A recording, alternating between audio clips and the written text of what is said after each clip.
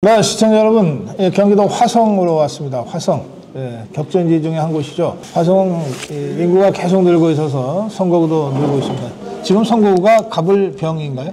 정까지 있습니다. 예, 갑을병정. 아, 그 사이에 또 하나 늘었네. 오늘은 이 화성 갑을병정 네 선거구 중에 갑 선거구로 왔습니다. 갑 선거구에 홍형선 후보 만나보겠습니다. 안녕하세요.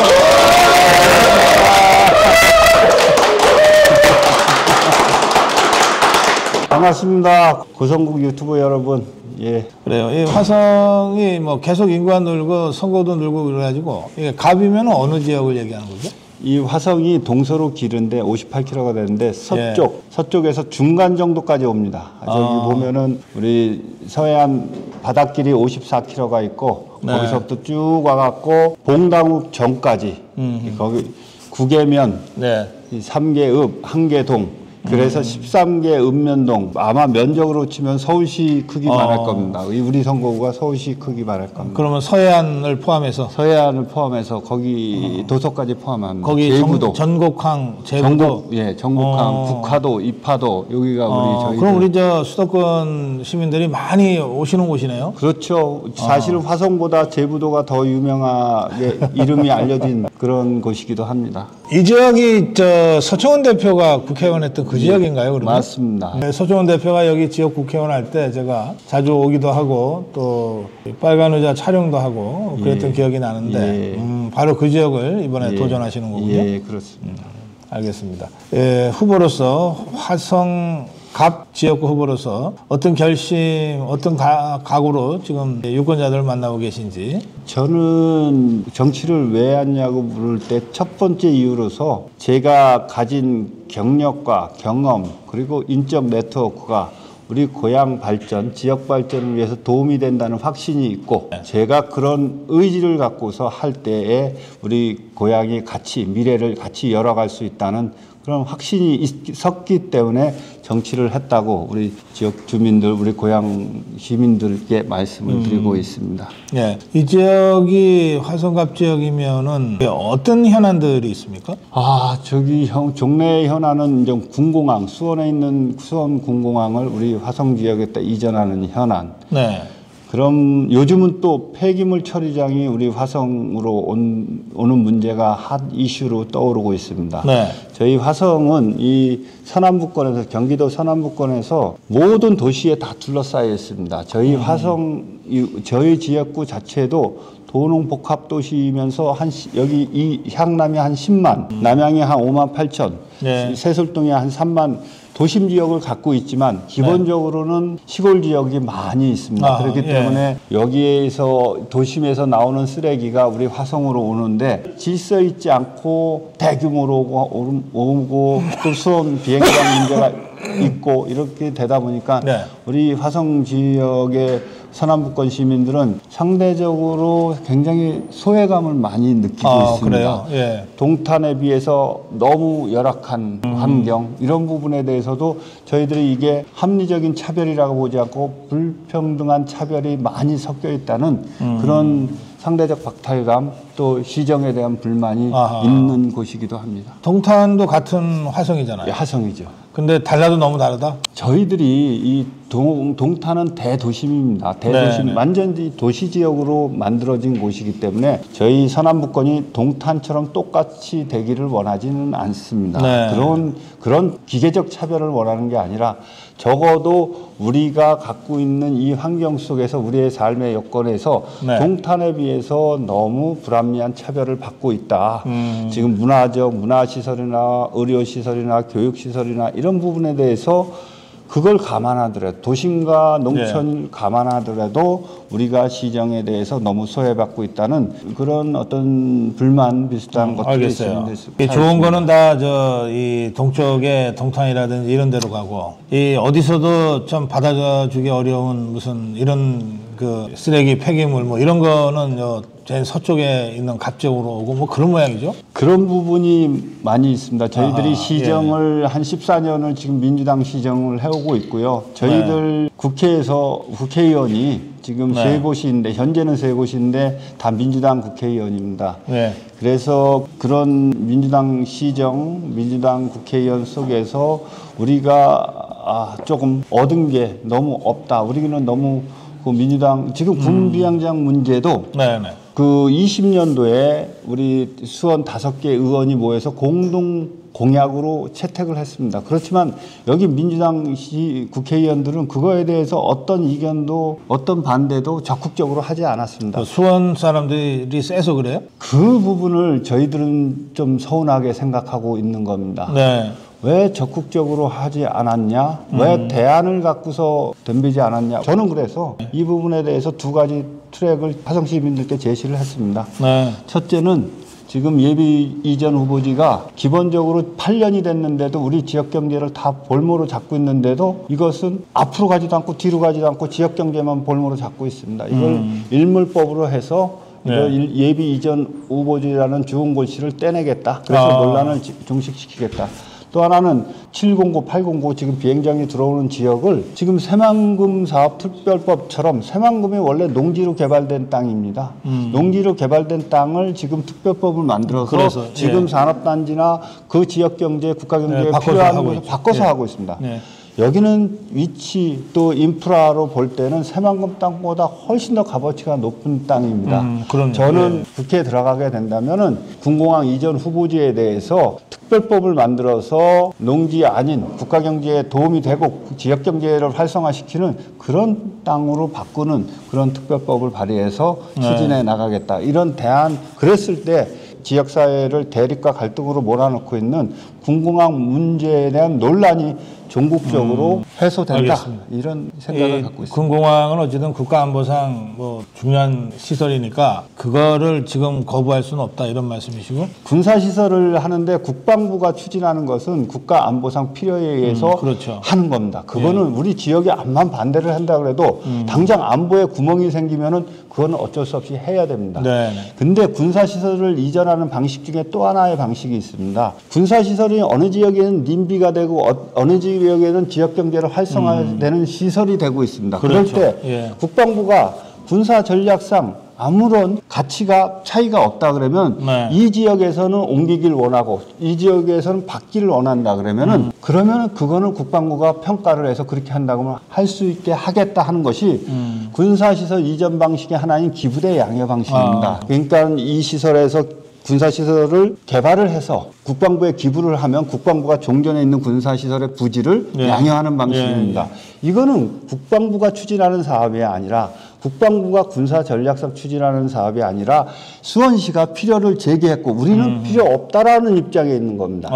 그렇기 때문에 이거는 군사전략상이나 우리가 군사전략상 하는 걸 반대하는 이유가 아닙니다. 이거는 수원시가 이걸 추진하는 걸 우리는 이걸 원치 않는다. 이런 입장입니다. 그러니까 우리 군이 군사 안보적 필요 때문에 옮기겠다고 했다면은 뭐 이건 받아들일 수밖에 없지만 그게 아니고 지금 군 비행장이 있는 수원이 자기네 수원 발전에 이게 좀 지장을 주니까 다른 데다 옮겨라. 화성이 어떠냐. 지금 이런 식으로 정치적인 논리로 이걸 지금 밀고 있는데 화성에서는 왜 그것에 대해서 정당하게 반대하거나 비판하거나 대안을 갖지 못하냐 이걸 지금 비판하신 거구나. 그렇죠. 우리 정치권에서 우리 화성 정치권에서 제대로 대응 못했다고 봅니다. 그러면 화성에 국회의원 했던 사람들 다 심판을 해야죠. 그래서 제가 나왔습니다. 그래서 지금 저는 논란 종식하는 대안을 갖고 나왔습니다. 알겠습니다. 그래서 기왕에 그 군공항 이전이 된다면 그러면 그 지역을 다른 방식으로 그 용도 변경을 해서라도 화성 시민들한테도 도움이 되는 방식으로 그렇게 가져가자. 그렇습니다. 그래서 국가안보에도 도움이 되고 우리 화성 시민들한테도 도움이 되는 방식으로 윈윈하는 방식을 풀겠다. 그렇습니다. 알겠습니다. 국회 사무차장이 마지막 공직이셨던 것 같으네요. 예, 그렇습니다. 저게 국회 사무처가 한 2,000명쯤 되나요? 그 국회 사무처가 좀 다원 조직화되어 있습니다. 저희 이제 우리 정규 행정직만 사무처 내부 늘공이라 그러죠. 한 네. 그분은 한 1,500명, 예. 1,600명 정도 되고 네. 저는 그 보좌관 그룹이 3,000명 있는데 그 3,000명도 국회 사무처에 소속에 돼 있고 또 소속 기관으로서 도서관이 있고 예. 또 예산정책처가 있고 입법조사처가 있습니다. 이게 차관급 부서로서 이렇게 있어서 적어도 인력 운영 규모는 한 7,000명 정도 예, 그렇게 됩니다. 그게 이제 수장이 총장이고 예. 사무총장은 이제 장관급이고 예, 장관급이. 그리고 대개 국회의원 경험이 있는 사람 중에 전 국회의원이 많은데 그 밑에 실제로 실무를 총괄하는 거 사무차장, 예, 차관급. 예, 예, 그렇군요. 그걸 이제 마지막 공직으로 하셨네요. 그러면 이제 우리 홍영선 후보는 국회 입법 과정이라든지 뭐 이런 것들을 막 손바닥 들여다보듯이 환히 꿰뚫고 계신 거네. 그것만큼은 자신 있죠. 사람이 결정을 합니다. 예. 사람은 또 이해관계에 의해서 자기 입장을 정합니다. 네. 그것까지 볼 수 있을 정도로 28년 동안 제가 천장을 소위 뚫었다 그랬는데 천장을 네. 뚫은 거는 그 일 때문입니다. 저희들 일로 했고 일을 하는 과정에서 네. 국회의원과 스태프들 이런 관계 속에서 정부 관료 이런 관계 속에서 어떻게 일을 해야 되고 어떻게 일을 해야 네. 할 수 있고 어떻게 하면은 막을 수도 있다는 방법까지도 몸에 체화되어 예. 있습니다. 그 여의도에 이제 그냥 우스갯소리로 처음 국회 진출하는 초선 의원들은 국회 지리를 아는데도 몇 달 걸린다는 거거든요. 화장실이 어디 있는지 정도까지 알려면. 그러니까 입법 과정을 안다는 게 쉬운 일이 아니죠. 굉장히 복잡한 과정과 수많은 이익단체, 그 사안과 관련된 이익 집단들이 충돌도 하고 막 이렇기 때문에 그 입법하는 것 자체가 굉장히 어려운 일이고 그걸 정말 예술적으로 풀어낼 수 있어야 되는데 그런 거를 어느 정도 좀 숙달되려면 이제 초선 끝나요. 근데 우리 홍형선 후보는 그냥 투입하면 바로 일하시겠네. 그렇습니다. 이게 국회의원이라는 자리가 예. 어떤 권한이 있어서 자기가 권한 행사를 하는 게 아니라 정부가 하는 일에 대해서 내가 알아갖고 그거를 옮기는 겁니다. 그렇죠. 그렇기 때문에 그 사람이 모르면은 절대 정부를 옮기는데 어렵습니다. 네. 여야 중진이면 정치적인 힘에 의해서 옮길 수 있는데 내용을 네. 모르고 초선 같은 경우는 내용을 알지 못하면은 절대 정부 관료를 할 수가 없습니다. 그러다가 진짜 4년은 진짜 다 갑니다. 그러니까 보통 정부 부처의 공무원들이 뭐 다 10,000명씩 넘잖아요. 근데 국회의원은 그저 끼케야 국회의원 포함해서 10명이 뛰는 거예요. 그러니까 제가 공무원들한테 들어보면 자기들이 새로 국회가 개원돼서 이제 초선들이 쫙 들어오면 자기들이 한 달이면은 대개 그 실력이나 수준을 판별을 한대요. 어떻게 판별하냐 그러면 자료 제출하는 거 보면 안 돼요. 자료 요청을 하거든요. 국회의원이 또는 국회의원실의 보좌관들이 정부에다가 자료를 요청하는데 무슨 자료 달라. 그 자료 요청을 보면 대충 아는 사람은 티가 난다는 거예요. 근데 정확하게 알고 정확하게 자료를 급소를 누르듯이 요청해 오는 사람들이 있대요. 그러면 그 국회의원은 일단 존중하고 웬만해서는 거짓말 안 하고 자칫 장난치다가 진짜 큰일 나는 수가 있으니까 그렇게 한 달이면 파악이 된다 그러대요. 예, 정부 관료만 국회의원을 간을 보는 게 아니라 예. 저희 스텝 조직도 국회의원을 간을 봅니다. 아하, 예. 금방 알죠. 금방 알아요. 회의 한 번만 해보면 압니다. 내용 질의를 파고드는 능력, 예. 이 사안을 보는 시각 이것만 보면은 금방 알죠. 그럼 우리 홍영선 후보는 국회 진출해서 그 국회 사무처 직원들이 간 볼라 그러면 큰일 나겠네요. 저는 국회에 가서 제 직원들한테 평판 조회를 하면은 예. 어떻게 일했는가 금방 알 수 있습니다. 예, 알겠습니다. 여기 우리 사무실에 저기 포스트잇이 굉장히 많이 붙어 있는데 그 중에 그냥 임의로 2개 갖고 왔어요. 서부의 유일한 구원자 홍형선 최고의 의원이 되시기로 했는데 아까 설명하신 대로 여기가 화성갑이 제일 서쪽에 있는 겁니다. 화성의 제일 서쪽에 서해안을 끼고 있는 곳인데 여기에 유일한 구원자라고 그랬었어요? 예. 예. 제가 화성의 서남부는 우리 지역은 도전과 기회가 병존한 지역입니다. 아까 같은 난개가 네. 쉬운 자본주의가 너무나 쉽게 올 수 있습니다. 우리는 받아들이기만 하면 돈이 될 수 있는 여건의 위치, 지정학적 위치에 있습니다. 또 그렇기 때문에 인프라가 많이 깔려 있는데 여기다 중요한 시설 투자나 미래적 투자가 가능한 지역이기도 합니다. 우리가 어떻게 성장시키느냐에 따라서 이 화성의 미래는 어떤 도시로 갈 수 있다라고 말할 수 있습니다. 그래서 그런 일을 하려면 그 위기를 최소화하고 기회를 열려면은 정말 여기다 열정을 부어야 됩니다. 일을 만들어내는 데 있어서 사람의 열정, 지도자의 열정이 안 들어가면 절대 일이 제대로 될 수가 없습니다. 네. 그래서 그런 관점에서 일을 할 수 있는 사람, 일이 지금 화성 선안부가 놓여 있는 이 위치에서 가장 적임자, 일을 할 수 있고 위기를 최소화시키고 기회를 열 수 있는 그런 어떤 정치인이라고 보고 좀 과찬에 맞은 칭찬이 아닌가. 하지만 열심히 그렇게 되기 위해서 열심히 하겠습니다.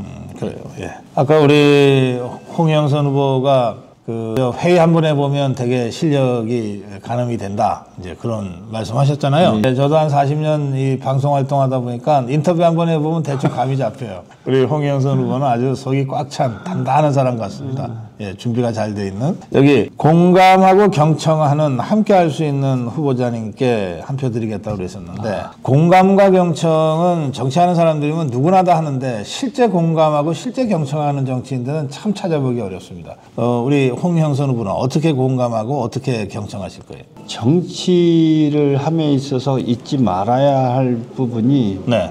소통이라고 생각합니다. 네. 두 번째가 약자를 대변해야 한다는 정치인의 미션, 이 두 가지는 정말 잊지 말아야 된다고 생각을 합니다. 네. 이 소통의 기본은 공감과 경청입니다. 정치인이 되려고 할 때 저는 하루 아침마다 긴장을 하고 기도를 하지 않을 수가 없게 됩니다. 이 정글로 뛰어들면서 내가 어떤 마음을 가져야만이 내 중심을 갖고 올바로 정치를 할 수 있느냐, 소통을 할 수 있느냐.